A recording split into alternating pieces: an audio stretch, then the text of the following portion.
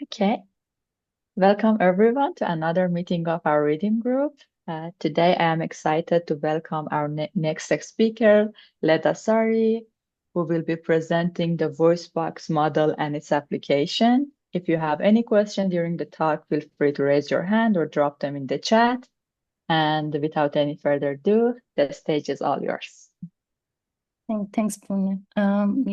Hello, everyone. Today, I will talk about the Voicebox model and its applications. The works that I will explain today were all done at Meta, along with many collaborators. I was a research scientist at Meta, and I was involved in all of these papers. But recently I changed my affiliation. Now I'm a research scientist at Otter AI in the US. This is just an initial introduction, and I will continue with listing my collaborators. So as I mentioned, the Voicebox model has a huge team behind it. And then I just listed the authors of the original paper. And of course, for the applications, we had many other people who were involved in the development and experimentation. So I just would like to acknowledge all of them here. Okay, so let's dive into the talk. At the beginning of the talk, I will mainly focus on the Voicebox model itself, what it is, what it does, how it is trained, and what it produces. And then I will focus on particularly two applications. Let's say we use this generative model and generate speech data, then what do we do with this data? So for that, two main applications in this talk will be automatic speech recognition, ASR, and spoken language understanding, SLU. And then I will briefly talk about the extensions of the Voicebox model and potential future directions before concluding my talk. So let's start with the Voicebox model. As I said, it's a generative model. It is a text-guided generative model to generate speech. It's a non-autoregressive model. It is using a flow matching-based system. It is trained to infill speech, and it can be used for speech infilling, speech denoising, zero-shot TTS, content editing, and so on. I will gradually go into the details of this in the coming slides, so we can discuss more the details of these items. So what do I mean by a text-guided generative model for speech? Suppose that you have some text, let's say, how are you today? And then you want to generate the corresponding audio for this. What can you do is one option is to provide frame label, phoneme alignment, and then some noise or existing spectrogram and generate the missing parts or generate the whole sentence at the output. So this is roughly the high-level overview of what a text-guided model would look like. You give text and you have some noise, and then you generate the audio. How the model in the middle works. So basically, first I need to go into some definitions to explain what a flow matching model does. So basically, there is a time frame from, let's say, T0 to T1, and we want to start from some noise distribution P0, and we have a target distribution where our data is coming from, let's say Q, and we are trying to approximate this target distribution with some P1 distribution as we go from time 0 to time 1. Then we have a time-dependent vector field that kind of pushes this P0 towards P1, and then a flow that implements it in a sense. So the relationship between the flow, the phi t, and the time-dependent vector field ut can be explained in this equation where the time derivative of the flow is a vector field implementation of this particular flow. And the initial part is like the time 0 is constrained, like when you apply the initial distribution, it is actually the point where you start from.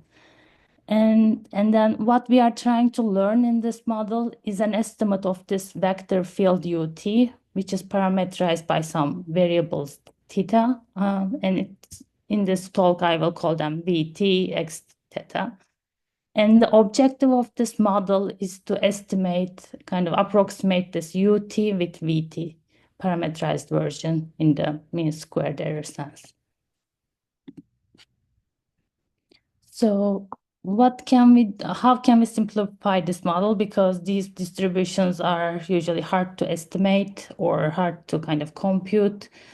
In 2002, Lippmann et al. Proposed one, showed that actually these probability paths can be constructed using a mixture of simpler conditional paths. So let's say if we have the current time t, if we condition on x1 and gradually condition using some simpler distributions, how can we get to the final distribution that we are targeting? And then the formulation I showed becomes a little bit simpler, where now you can use, instead of the ut here, you can use the conditional fields, and then your estimate can be estimated using, again, the similar formula. The advantage of this approach would be it would be easier to sample from the conditional distribution as opposed to the unconditional distributions. And there are some theoretical proofs in the paper by Lippmann for further discussions about their equivalence or other technical details. The other piece of this flow matching idea is, how do you get to the path? So how do you define these conditional distributions themselves? And again, in the same paper, there's this definition of optimal transport path, which is based on a Gaussian distribution, and it states that the conditioning is based, the mean of the conditional distribution depends time dependent variable on x1, and the variance is also a scaled version of the identity matrix with some time dependent variance. Given this formulation, the corresponding ut, the vector field, can be written in this form, in the second equation. And if you look at it closely, it's a relatively simple flow with a constant speed in terms of speed and direction, like t and x. In terms of t and x, like they go kind of proportionally with time and space as input. Another alternative, instead of using this optimal transport path, is a diffusion path with another set of Gaussian conditional probabilities. But that Gaussian conditional probability requires specific choices, specific formulations, which are more involved than these simple equations. And there are some practical comparisons of whether diffusion path or the optimal transport path would lead to more practical results. So for those results, you can refer to the original paper.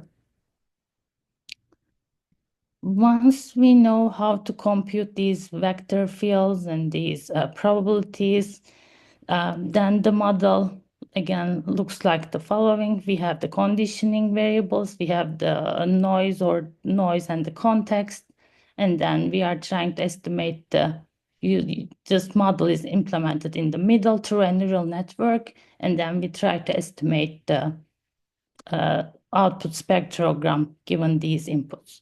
So the vector field in this case takes the current condition, which is like this, for example, the state of this random area shown in yellow here, a context, which is an audio context in this case, and also a alignment context. For example, this prepended area and the last area are the context provided for the model to infer, like how should the middle part speak, or or like what should be, let's say, the pitch or something. So identifying those audio-related features, it uses this context as well as the context from the text. Basically here, how and you, and we are today, and our you piece is going to be reconstructed at the output of the model. Roughly training goes like this. So basically you estimate this part and then try to do apply the loss function on the output spectrogram versus the original unmasked piece of the spectrogram. For the inference part, basically we need an ordinary differential equation solver, because as you remember, there was a time derivative component at the beginning that is derived from the output of the vector field. So we start from some noise distribution, noise samples, Gaussian noise, and then we kind of pass it through the model, estimate the vector field, and then solve for the flow, the phi term here using an ODE. And this requires several iterations because we are trying to approximate the integration by several steps between time 0 and time 1. So there are also this number of function evaluations is an important criterion in inference for these models, because depending on how fine you do this, it will take longer, but it may affect the final quality of the audio, or like you can have a small number of iterations or steps, and then you may get something much quicker. Up to this point, I just talked about the audio part, and I was assuming that there was an alignment information already available, which is not always the case. So let's say we have the text and some alignment model, and the audio, corresponding audio. Yes, we can use some aligner like the Montreal Forest aligner to get this information and then use it for our audio modeling.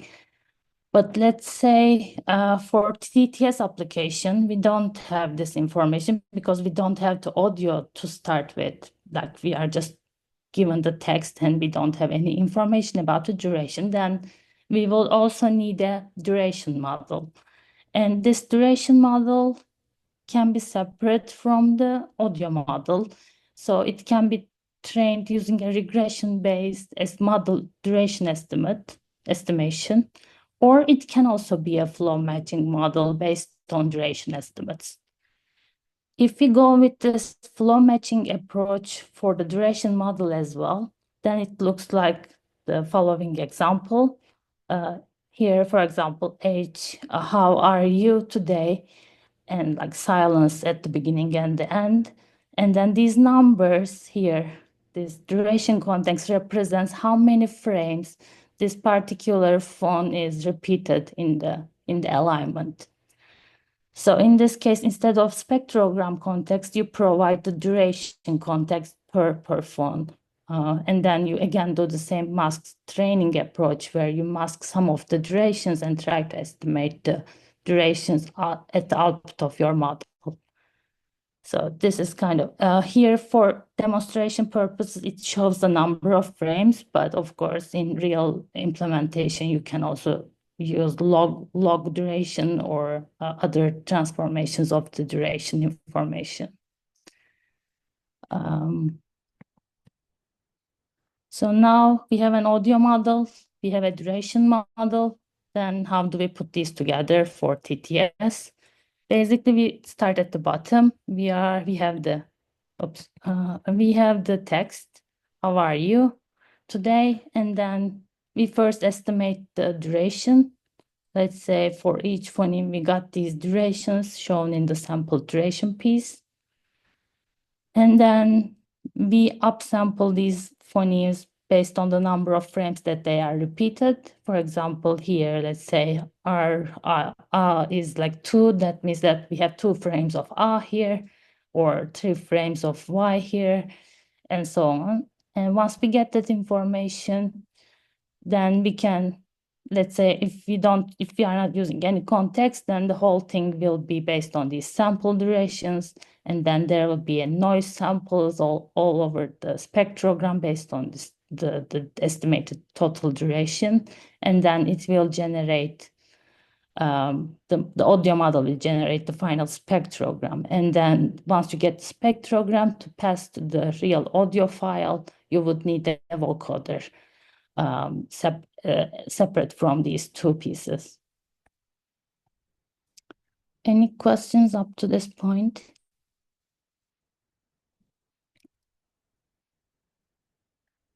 Okay, so let's say we trained these models, put them together, then how we can use this model. So there are different versions or different ways of running inference, depending on how much and what kind of context you provide. So for denoising style applications, it's more like you provided the noisy spectrogram and then mask the piece that you want to denoise, and then the model input becomes like the middle part where the yellow one is the masked piece, and then you reconstruct or infill the output based on the original text and the provided context. In the zero-shot TTS version, here zero-shot refers to the case where we have an audio context for style, and the TTS piece is based on some text that you would like to generate based on the style provided in the audio prompt. This prompting can be done at the beginning and or at the end of the masked region, because it's not a it's a non-autoregressive model, so it can utilize either left or right context in this case. So let's say if we provide the context at the end of the spectrogram, the beginning part will be noise, and then we have the context, audio context, and then this yellow piece corresponds to particular text. So we have a text input for this part, and then the model output will return the target and the reference. And depending on your application, you may or may not want to chop this part, the reference part, and just leave with the target piece. This is the second version, and the text-only sampling is just start from text. You don't have any audio context, and then generate some audio. In this case, you do the duration inference first, and then again, and then you start from fully masked random spectrogram, Gaussian spectrogram, and then since it's random, you can have multiple samples depending on the random numbers you are starting with, and they will, even though the content will be the same, the style is most likely will be different each time you sample, unless you fix your random number generator, a seed or something. Okay, so let's say we trained this model. Now we want to evaluate it. How can we evaluate this model? In addition to subjective evaluations like mean opinion score, we can also run some intelligibility scores where does the content of this audio make sense? Is it understandable by an ASR system, for example? So for that reason, the paper used word error rate from an existing ASR model to estimate whether this is intelligible enough or not. And for the coherence, especially in terms of speaker and style coherence, the paper used speaker similarity based on some speaker embeddings, looking at the comparing the distance between the prompt and the generated audio speaker embeddings to identify the coherence for evaluations. Someone has a question. Yes, please. Yeah, they said in training, you said the length of phonemes are part of input. Do we need these for inference? Because say for the noising, it's difficult to get good estimate of phonemes length if the audio is noisy.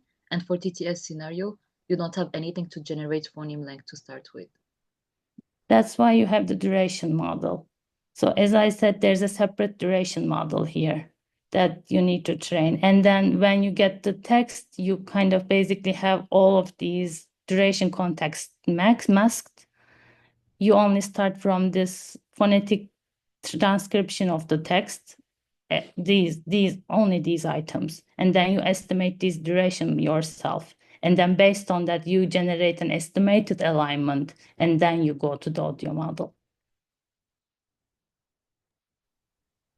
So this is the full picture for TTS. Basically, you start from at the bottom with whole thing masked here in the duration context. Okay, thank you. In the paper, the training setup was two ways. One was an English-only model with 60K hours of ASR transcribed English audiobooks, Libri Speech Plus, Libri Lite. And then for the multilingual model, multilingual Libri Speech was used. It had 6 languages, including English, and French, German, Spanish, Polish, Portuguese. For alignment, for training, we still need the alignment.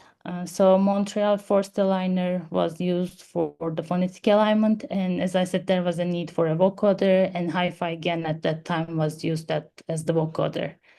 The neural networks in the flow matching models were transformer-based models, and other details of the training and hyperparameters are available in the paper, so I will not go into the details of those things. I will skip most of the results. I will just show a few of them for the sake of time, because I will talk more, talk also some applications of these generated signals. So the first result from the original paper I would like to share is the comparison between back then available TTS models. Note that this study was done about 2 years ago, so some of the models are, there could be some better models right now. So I'm not saying that these are the latest numbers, but at that time we compared your TTS Volley and the Voicebox, shown as VB here. And we compared them in terms of word error rate, speaker similarity, and some MOS scores. And at that time, it was outperforming across the board the existing approaches at that time. And if we look at like sometimes actually as compared to the ground truth, sometimes it was cleaner than the ground truth, that sometimes the word error rate was a little bit even lower than the original audio, test audio for the test clean from LibreSpeech. So recall that this is an existing unadopted ASR model evaluating the generated signal by these models on the test clean portion of LibreSpeech. The other one that is more relevant to the remaining part of this talk is the performance of ASR models trained on synthetic speech and tested on real speech, and decoded with or without some foreground language model.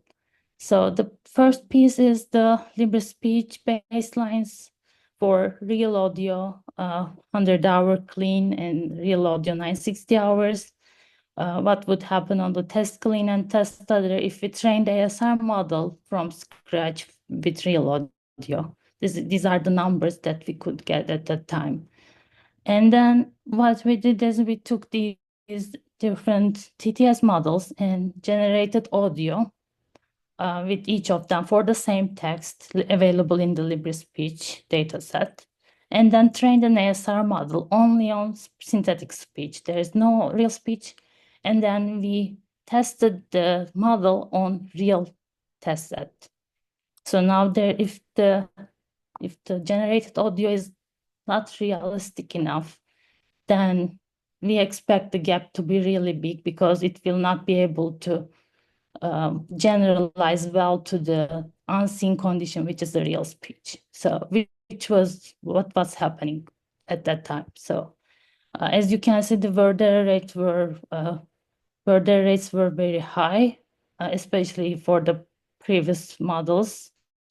And when we get to the Voicebox, even without using any real audio, we were able to get reasonable numbers, even without an LM on both the clean and other conditions. They were, of course, not as good as using the full real audio set, audio training set, but still they were much better than the models that we compared at the time. Oh, there's a comment. Leda, I think there is one question. It is like, I think the follow-up question said, you first train a model to predict phoneme lengths based on the phoneme lengths of unmasked region. Again, for denoising, we usually want to denoise the full sentence. In this case, what is the input to generate phoneme lengths? Because the only things reliable is the transcript text. So basically, you can train your duration model first on a clean data set. So if you get a good duration model, then you would get during sampling time, you can still estimate the full sentence, all the phoneme durations in the full sentence based on your duration model. Does this answer the question? I guess, can you hear me? Yes. So the question is really just because like say just for denoising, at this point, say you want to sort of denoise the full sentence, then what's your input for your denoising for the phoneme model? Is it just a text or because you don't have anything to get the duration of the phonemes for this noisy sentence to start with. I'm not sure if you want to do the full sentence, then yeah, you need to do it more like text-only sampling, like this.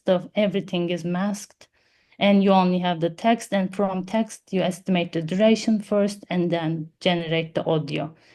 But then it won't be as it won't reflect the original audio in that case.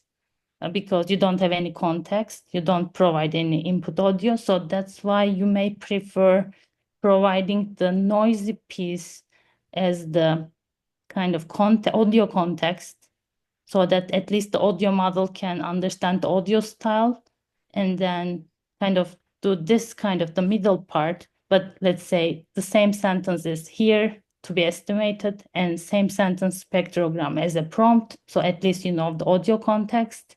And then you can just generate and then neglect the original noisy piece and just get the cleaner part. I see. Thanks. There is another question in the chat. Were there any experiments on models trained on less than 20 hours? I am curious about the data requirement and model convergence on relatively low resource data. I don't recall low resource language experiments. But like you can reasonably get something out of, let's say, Libre speech only. Like you don't necessarily need to go 10K hours for relatively reasonable. Not as good as the numbers shown here, but you can also, let's say, if two languages, let's say, share their phoneme space, then you can kind of use the high resource language to train a rough model and then use your small amount of data to tune your audio model for that if the languages are close enough to something more high resource. Okay, thank you.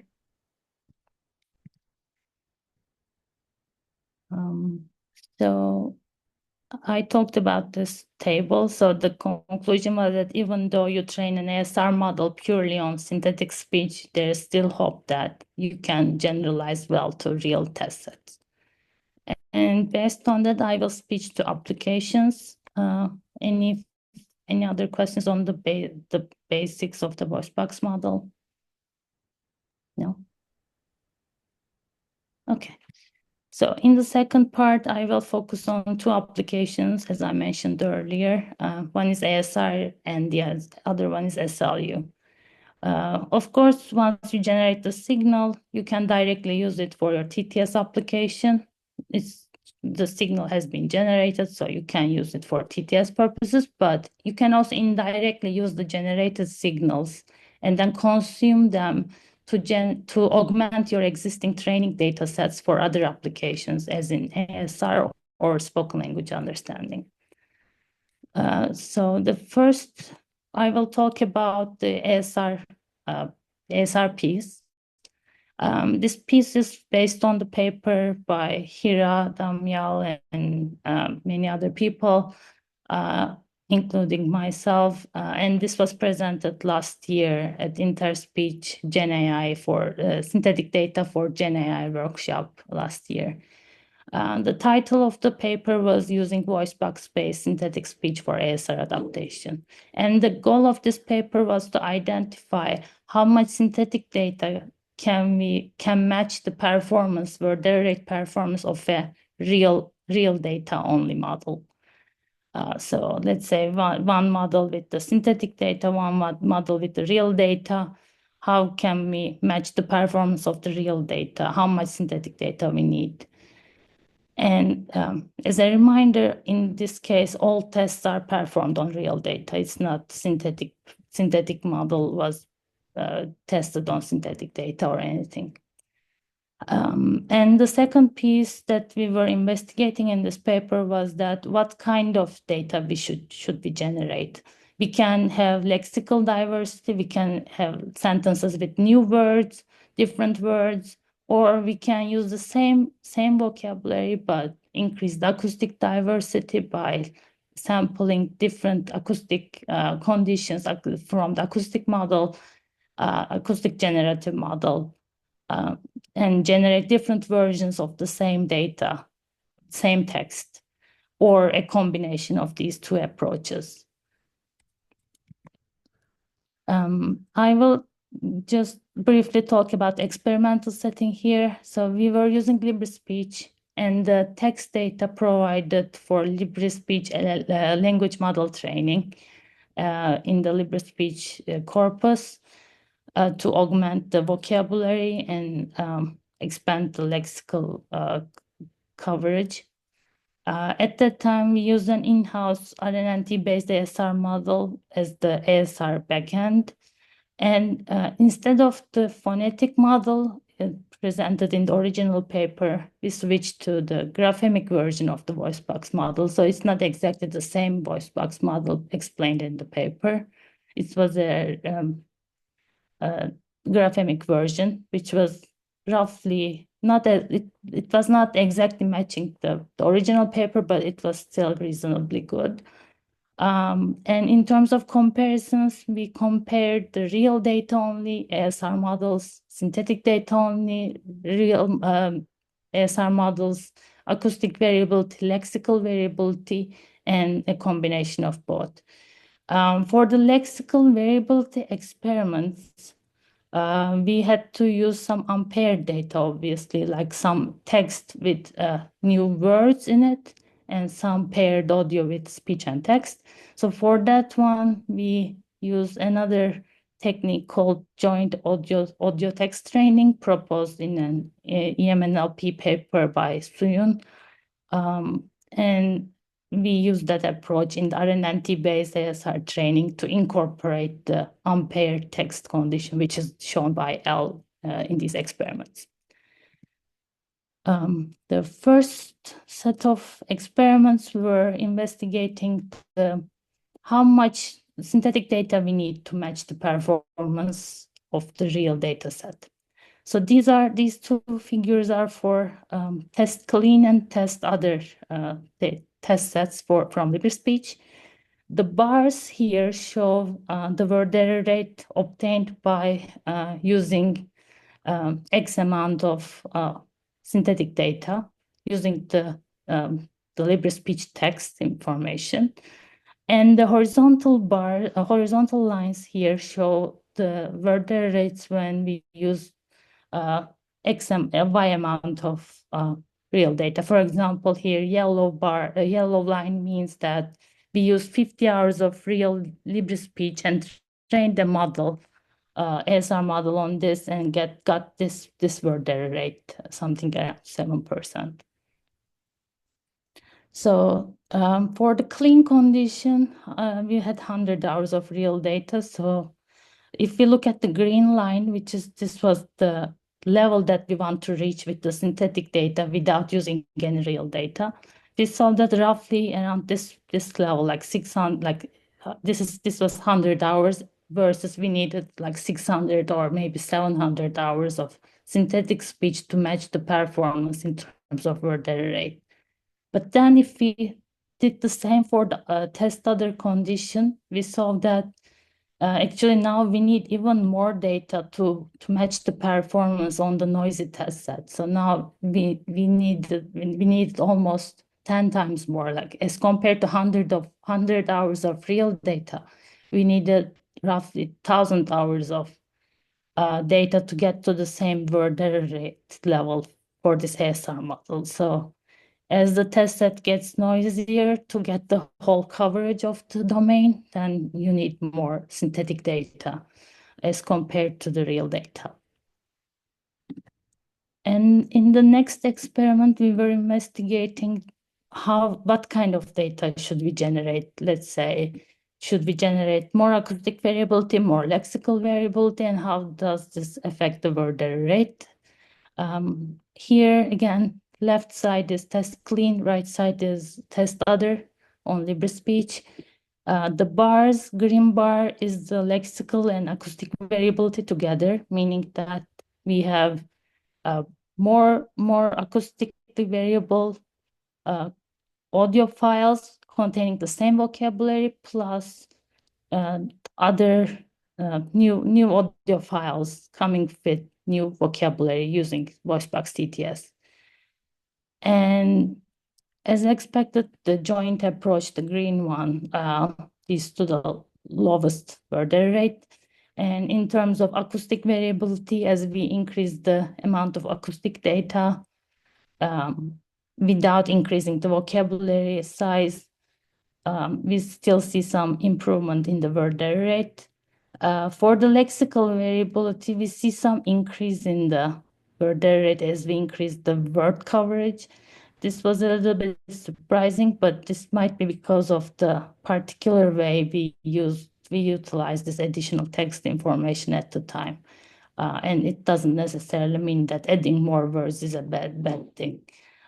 Because as you see, when you combine both approaches together, you see some gains. This suggests that it's still important to cover more words and also more acoustic variable. Then this is kind of true for both clean and test conditions,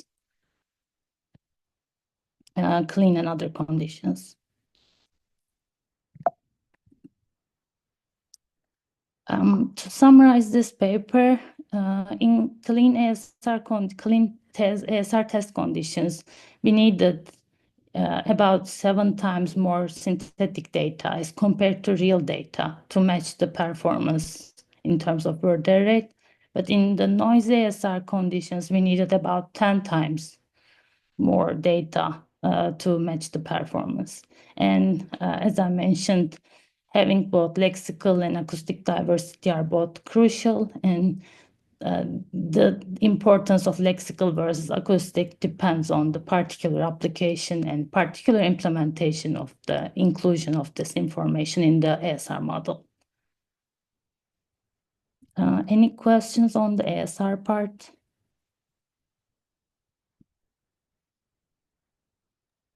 I have one question. So basically, when you talk about synthetic data for training ASR and the real one, like how diverse is the synthetic data, like in the number of different speakers, genders? I want to see, like, is there any correlation between the diversity of the data in the real data and the synthetic data that caused this degradation? That's a good question. So this model at that time was not a controllable model. So since you start from random, each time you generate the sentence, you will get a different voice in it, basically. So there was this acoustic variability, but the text was always the same. So if it is 100 hours of Libre speech, then we use only those sentences, but sampled, let's say each sample 10 times instead of one time, like generate 10 samples for each text sentence. And each of those 10 generations will have different voices. I cannot tell how many were male, female, or other, or how many were like, I don't know, accented versus non-accented, but they were all different in a sense. I see. I see. Okay, thank you. The second application of the model, Voicebox model, was to generate speech for spoken language understanding, in particular, spoken semantic parsing application. So the second paper that I would like to talk about is improving spoken semantic parsing using synthetic data from large language models, large generative models. And this was done by the first author was Roshan. And it was also presented in the same workshop I mentioned earlier. So for those of you who are not familiar with spoken semantic parsing, it's a spoken language understanding task that involves transforming a audio recording to a machine comprehensible parse tree.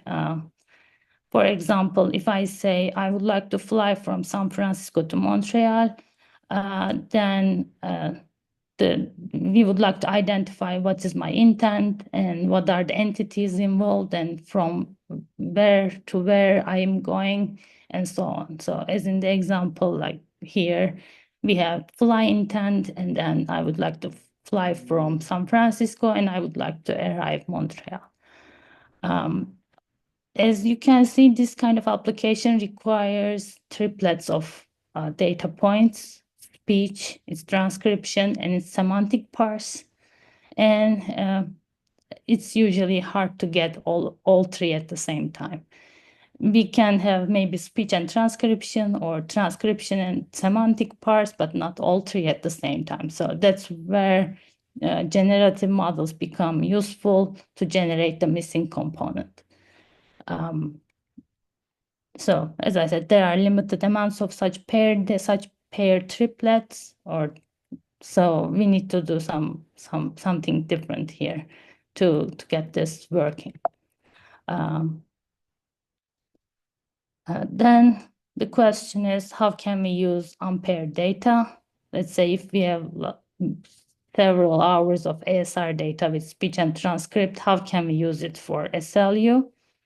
We have text-based NLU datasets, natural language understanding datasets, which has text and semantic parse, but not audio.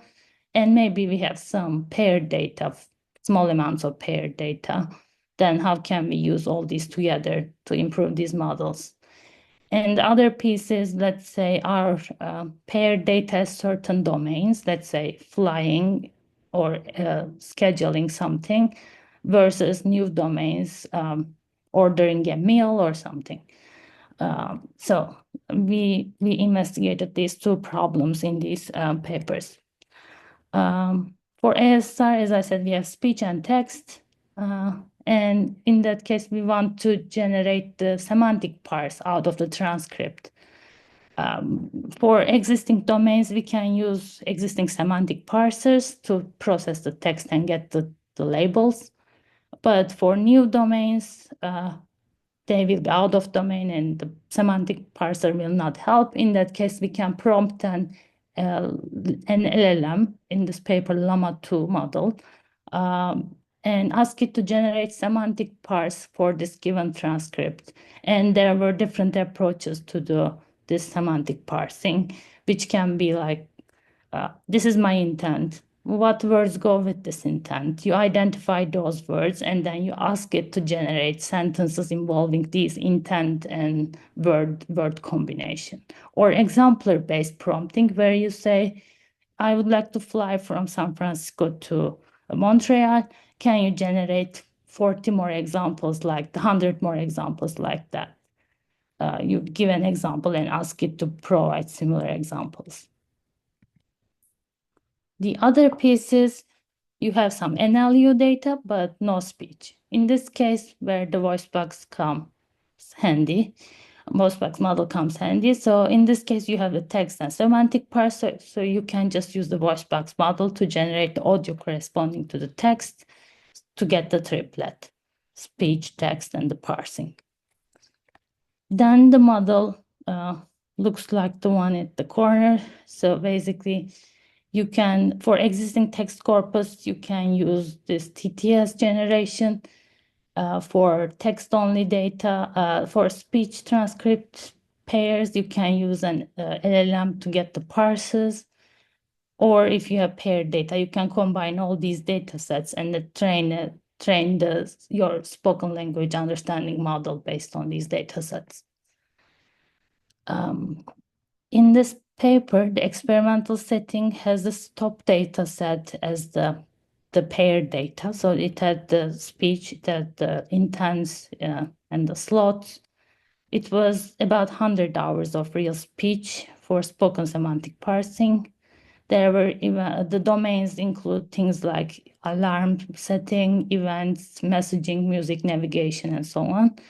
There were 28 unique intents, 82 slot types. And in terms of evaluation, there are different ways to make errors in the systems. You can get the intent labeled, intent tag as the correct item, but the value of the intent might be wrong, or your ASR model might recognize it wrong in a wrong way, and so on. So there are different evaluation criteria for that. So the in-domain results, that's the domains that you have already seen in your data set, paired data set. So we were looking at exact match without ASR errors, exact match with ASR errors. So here the higher match means better. So it's like higher numbers are better here. For baseline, we use the stop data set directly. And then for JAT, again, joint audio text training, where you don't generate TTS data, but use the unpaired data. Unpaired text data still in an RNNT-like setting. And with the TTS here, we mean using Voicebox to generate the audio and then using the audio to train the model. Again, in both cases, in both in-domain and new domain cases, we saw that the matching performance were better when we use TTS-based augmentation as compared to just using the text.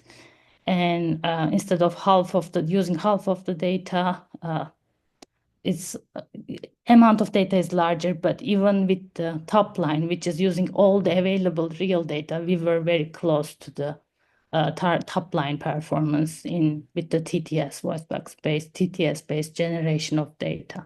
As you can see, the top line was at the bottom, 67%. We were like 64, 65, depending on the in-domain, out-of-domain cases. And the second result from this paper that I would like to share is using this TTS data on unseen domains.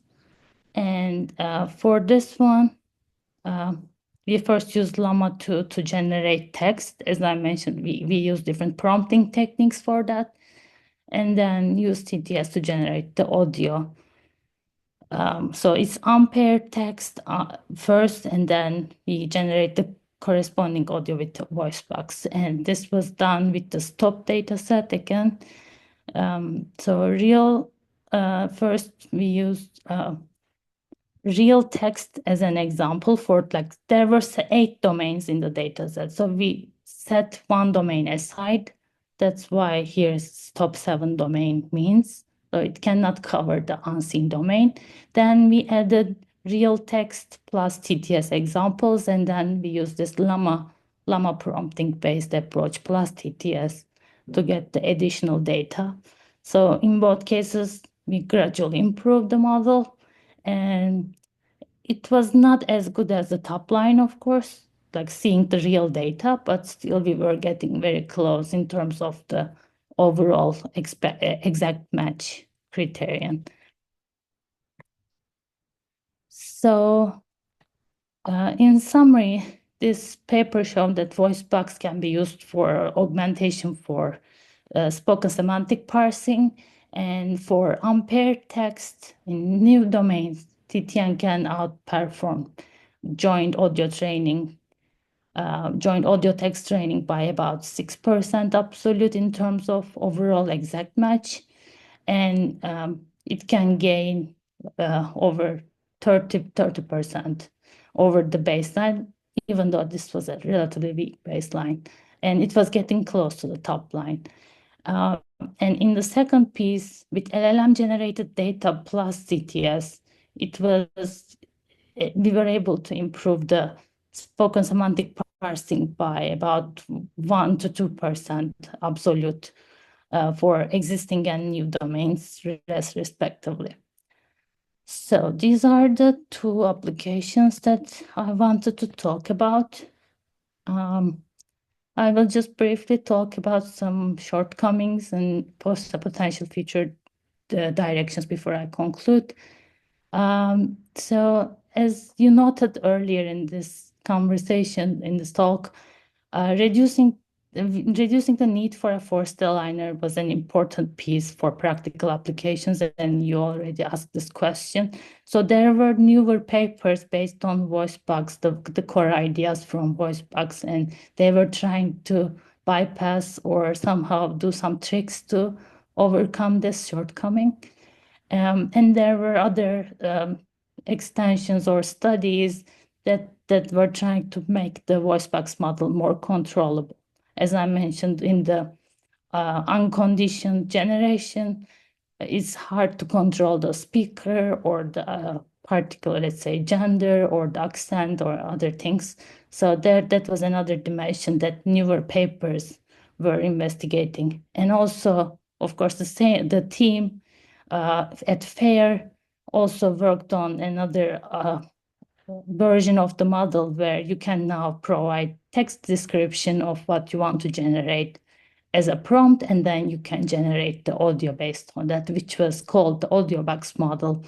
And I also provide the link and the paper in the relevant materials. So if you are interested in this newer version, you can also check the Audiobox paper, and there were other follow-up studies based on these models as well. In terms of future directions, there are, I guess, still things that could be worked on. One is these models usually had limited, trained on usually relatively shorter utterances. So when you try to generate something beyond those training conditions, let's say very 1 hour long audio, what you, let's say for a lecture or something. So then usually what happens is speaker consistency can get lost, or you may start with a consistent piece, but then the voice start changing or things like that. So for that one, I think there could be still, people can work on those kind of problems. I think that's still a relevant problem, I believe. The other one is TTS is one approach to use unpaired data in speech. But we also show that in these papers that we cannot still fully rely on synthetic data, because you would probably need much more synthetic data to match the performance of real data. So one question is, how can we improve the generative models to make these 10x or 7x, 5x need less? How can we make them closer to real speech? That's one dimension.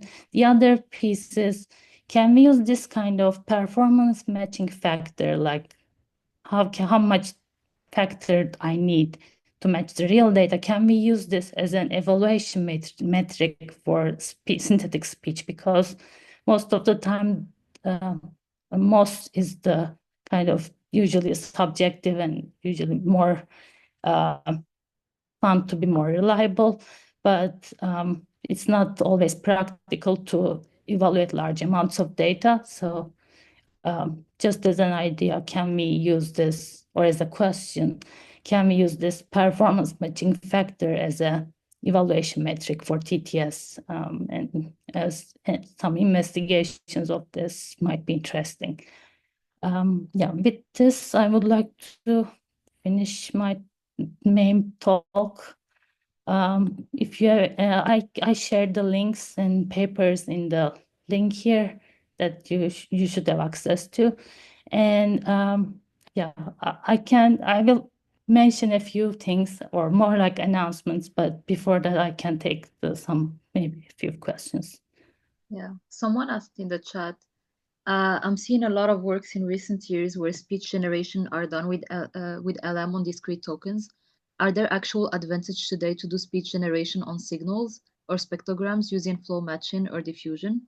Because LM on tokens are really easy to understand and easy to train. Yeah, I mean, actually in the phoneme based, let's say flow matching model, actually you still generate, let me put it this way. So as you solve, the models were still depending on some sort of discrete tokens. It was the phonemes in this case.